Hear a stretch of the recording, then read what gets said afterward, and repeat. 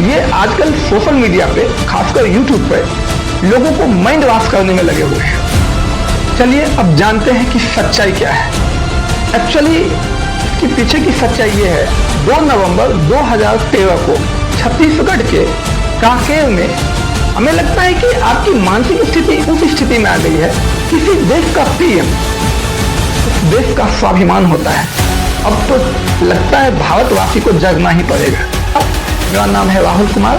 हमारे चैनल आप सभी भाइयों से उम्मीद है कि आप हमारे वीडियो को देखिए। चैनल सब्सक्राइब करें और मेरे हर अपडेट आपको मिले, इसके लिए बेल आइकन जरूर दबाइएगा।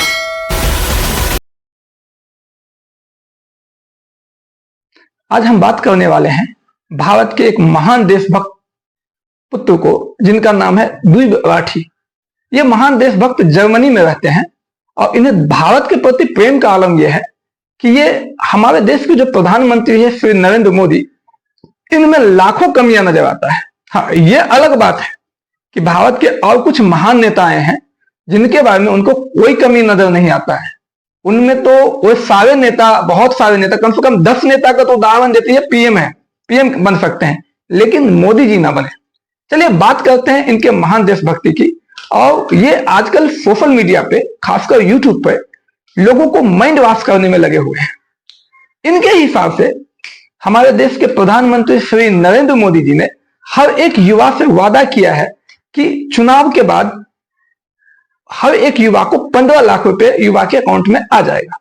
अब इनका एक वीडियो देखिए। क्यों नहीं मांग रहे वोट काम पर 15 लाख? क्यों नहीं मांग रहे वोट काम पर 15 लाख? चलिए अब जानते हैं कि सच्चाई क्या है। एक्चुअली इसके पीछे की सच्चाई यह है कि हमारे प्रधानमंत्री श्री नरेंद्र मोदी जी ने 2 नवंबर 2013 को छत्तीसगढ़ के कांकेर में एक जनसभा में अपने भाषण दिए हुए थे। और उस भाषण में उन्होंने कहा था कि हमारे देश के जो भ्रष्ट नेतागण हैं, उनका पैसा जो विदेश के बैंकों में जमा है, उन सारे पैसों को यदि लाया जाए तो भारत के हर एक गरीब व्यक्ति को 15 से 20 लाख रुपए उनके अकाउंट में आ सकता है। अरे एक बार ये जो चोर लुटेरों के पैसे विदेशी बैंकों में जमा है ना, उतने भी हम रुपये ले आए ना, तो भी हिंदुस्तान के एक एक गरीब आदमी को मुफ्त में 15-20 लाख रुपए भी मिल जाएगा। इतने रुपये। ये एक चुनाव के दौरान लोगों को ये विश्वस्त करने का, एक अपने आइडिया रखने का तरीका है कि हमारे देश का कितना पैसा काला धन के रूप में हमारे देश के भ्रष्ट नेताओं के द्वारा विदेश में रखा गया है।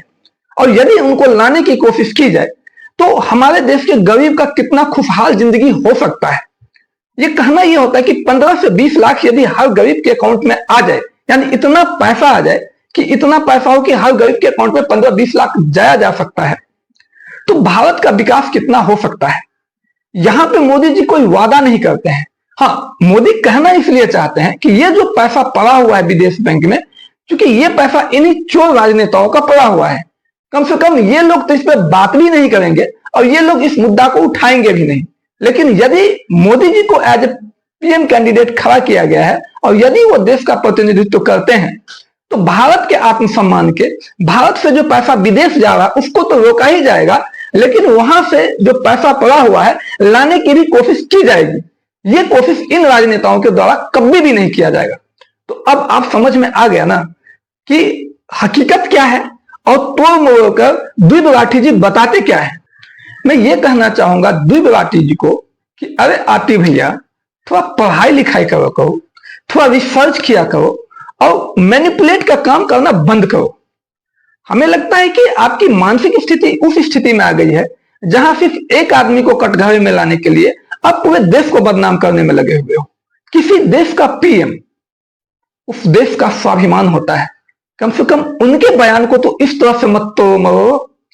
आपका हो सकता है आपका मानसिक संतुलन ठीक ना हो सकता है आप इतने ज्यादा पैसे कमाने के पीछे भाग गए हैं कि एक खास वर्ग को मोटिवेट करने के लिए, खास वर्ग को माइंड वॉश करने के लिए आप ऐसा कर रहे हैं। लेकिन एक कम से कम अपनी नैतिकता तो जगाओ, कम से कम इतने अंधे तो मत हो जाओ। और वही आपकी रिसर्च की बात, तो मैं आपके रिसर्च का एक नया रिसर्च लेके आ रहा हूं। आपने बहुत ज्यादा मैनिपुलेट करा है, अब तो लगता है भारतवासी को जगना ही पड़ेगा। आप जर्मनी में रह करके, में रह करके भारत की सभ्यता, भारत की संस्कृति और भारत के अध्यात्म को तो जानते हैं नहीं, लेकिन मैनिपुलेट जरूर करने की कोशिश करते हैं। आज मैं इतना ही कहना चाहूंगा। मेरा नाम है राहुल कुमार, हमारे चैनल का नाम है सेफ डिफेंस। आप सभी भाइयों से उम्मीद है कि आप हमारे वीडियो को देखिए, चैनल सब्सक्राइब करें और मेरे हर अपडेट आपको मिले, इसके लिए बेल आइकन जरूर दबाइएगा, क्योंकि यही हमें मोटिवेट करता है अगला वीडियो बनाने के लिए। Thank you.